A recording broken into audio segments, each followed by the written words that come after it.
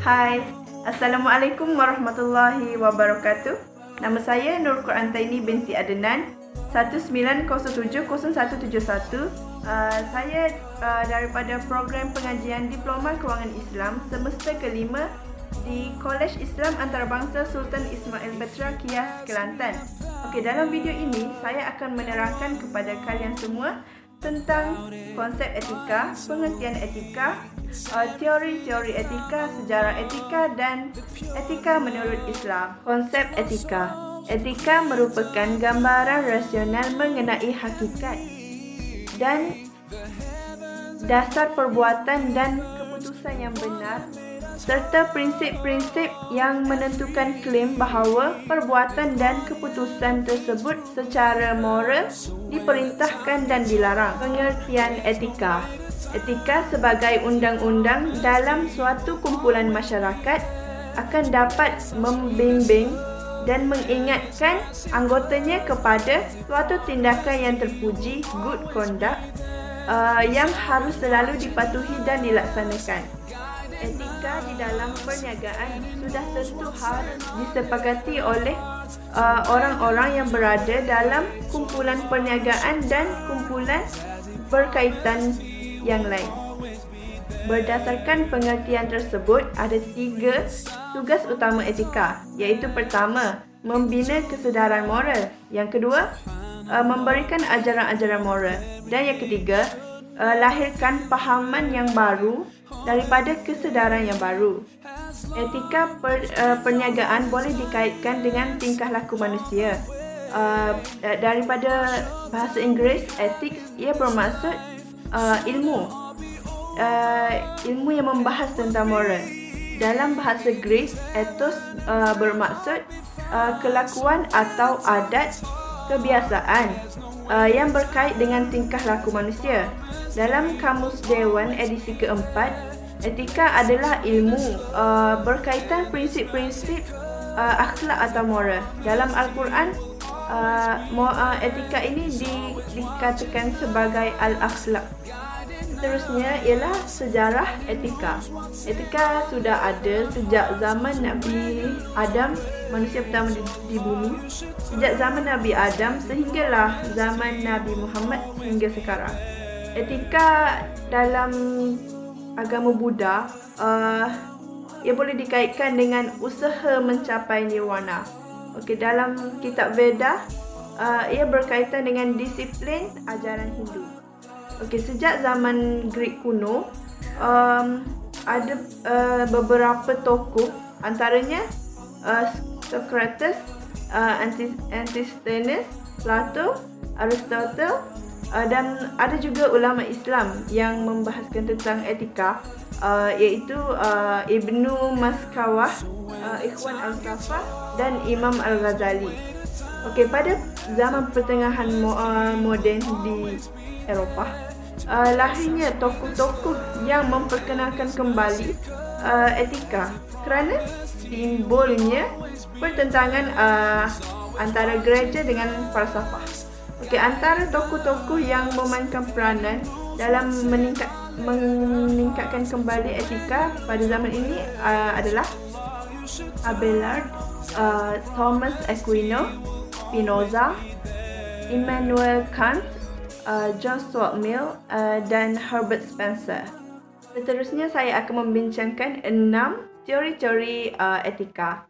Yang pertama, utilitarianism, kedua, egoism, ketiga, hedonism, keempat, platonism, kelima, deontologi, dan keenam, keadilan. Teori yang pertama ialah teori utilitarianism. Ia berasal daripada bahasa Latin iaitu utilis yang bermaksud manfaat. Menurut teori ini, suatu perbuatan adalah baik jika membawa manfaat, tetapi manfaat itu bukanlah untuk satu atau dua orang sahaja, tetapi untuk masyarakat sebagai keseluruhan. Teori ini sangat sesuai dengan pemikiran ekonomis kerana cukup dekat dengan cost-benefit analysis. Okey, teori ini dibezakan menjadi 2 bahagian atau 2 jenis. Yang pertama, utilitarianism perbuatan, act utilitarianism. Dan yang kedua, utilitarianisme aturan, rule utilitarianism. Teori ini, utilitarianism, diasaskan oleh Jeremy Bentham dan John Stuart Mill. Mereka menerangkan bahawa utilitarianisme merupakan teori moral yang didasari prinsip bahawa sesebuah tindakan adalah benar secara proporsional jika ia mendorong kebahagiaan dan salah jika ia cenderung menghasilkan sebaliknya. Teori yang kedua ialah teori egoisme. Teori egoisme adalah suatu perbuatan yang dianggap bermoral hanya jika ia memenuhi kepentingan seseorang atau kelompok tertentu. Penganut teori ini akan meletakkan kepentingan diri atau kelompok tersebut sebagai sebuah prinsip dan panduan dalam melakukan sesuatu perbuatan. Teori ini tidak banyak diamalkan oleh masyarakat kerana disebabkan teori ini hanya mementingkan diri sendiri dan tidak menerima kritikan daripada orang lain. Yang ketiga, teori hedonism. Teori hedonism ini mengajarkan bahawa perbuatan yang terbaik dan beretika bagi manusia adalah mengusahakan kepada keseronokan, kesenangan dan kenikmatan hedon. Manakala sebaliknya, perbuatan yang berakhir dengan kesakitan dan kesedihan dianggap tidak beretika dan buruk. Teori ini diasaskan oleh Epictetus dan diteruskan oleh Epicurus. Epicurus membahagikan keseronokan dan kelazatan kepada beberapa bahagian. Yang pertama, kelazatan utama, iaitu keperluan asas manusia seperti makan dan minum. Yang kedua, kelazatan wajar seperti makan minum makanan yang lazat. Okey, yang ketiga, kelazatan tidak wajar seperti rasa riak atau sombong, bongkat dengan harta kekayaan. Seterusnya, teori Platonisme. Teori Platonisme ini menekankan kepada peri pentingnya ilmu pengetahuan dalam setiap perbuatan dalam kehidupan. Penganut fahaman ini, teori Platonism, menganggap bahawa suatu kejahatan atau dosa dilakukan itu kerana kurangnya ilmu pengetahuan dalam diri. Teori ini diasaskan oleh Plato yang berpendapat bahawa orang itu baik apabila ia dikuasai oleh akal budi dan buruk apabila ia dikawal oleh hawa nafsu dan keinginan. Manakala Aristoteles berpendapat bahawa kebaikan moral dapat diertikan sebagai eudaimonia atau well-being dalam bahasa Inggeris. Kebahagiaan sejati menurut Aristoteles adalah apabila manusia mampu mewujudkan kemungkinan terbaik sebagai manusia, yakni kebahagiaan yang dapat dicapai ketika manusia dapat mewujudkan kebijaksanaan yang tertinggi berdasarkan rasio atau akal budi. Teori yang kelima ialah teori deontologi. Teori ini boleh dikaitkan dengan kewajipan hak-hak moral kerana di antara hak dan kewajipan saling terkait di antara satu sama lain. Teori ini juga dikenali dengan teori Kantianism, iaitu mengambil nama daripada tokoh yang mengembangkan teori ini, iaitu Kant, Immanuel Kant. Kant telah mengemukakan beberapa asas prinsip moral dalam menentukan sesuatu perlakuan itu beretika ataupun tidak. Antara tiga prinsip tersebut ialah: pertama, supaya tindakan punya nilai moral, tindakan ini harus dijalankan berdasarkan kewajipan.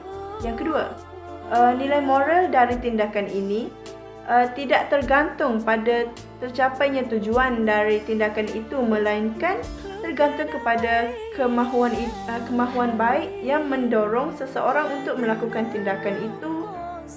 Walaupun tujuan tidak tercapai, tindakan itu sudah dinilai baik.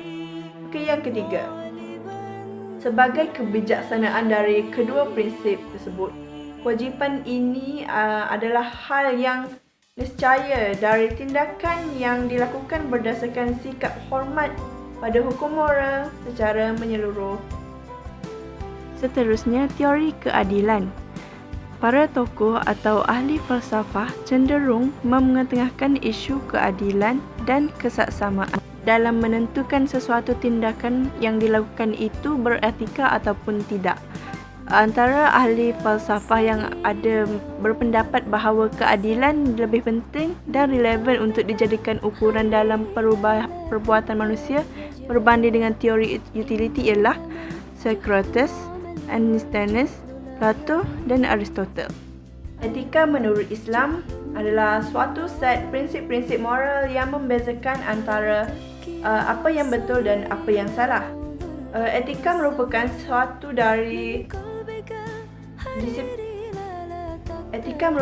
salah satu disiplin pokok dalam falsafah. Ia mencerminkan bagaimana manusia harus hidup agar boleh menjadi sebagai manusia. Dalam khazanah pemikiran Islam, etika difahami sebagai al-akhlaq atau adab atau al-falsafah al-adabiyah yang mempunyai matlamat untuk mendidik moral manusia. Dari segi bahasa, akhlak berasal daripada perkataan Arab, iaitu akhlak adalah bentuk jamak daripada kata khuluq yang artinya pekerti, perangai, tingkah laku atau tabiat.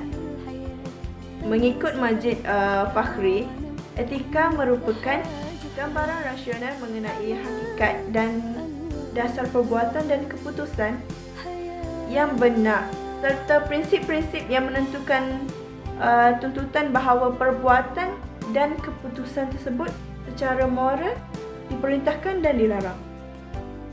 Ibnu Miskawih, Al-Imam Ghazali, Imam Ar-Razi dan lain-lain telah banyak ditemui oleh penulis membahas masalah etika dengan tajuk akhlak.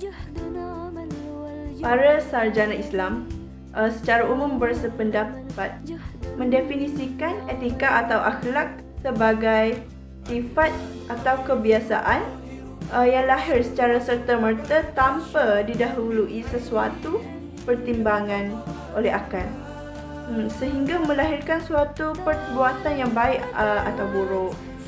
Jadi, kesimpulannya, sebelum seseorang mempelajari sesuatu perkara atau menceburi bidang dalam suatu bidang, contohnya perniagaan, mereka hendaklah belajar mengenai etika terlebih dahulu. Kerana sesuatu organisasi yang pekerjanya tidak tahu etika adalah dianggap sebagai organisasi yang tidak beretika, atau apa sahaja yang dicetuskan daripada organisasi tersebut tidak boleh diguna pakai.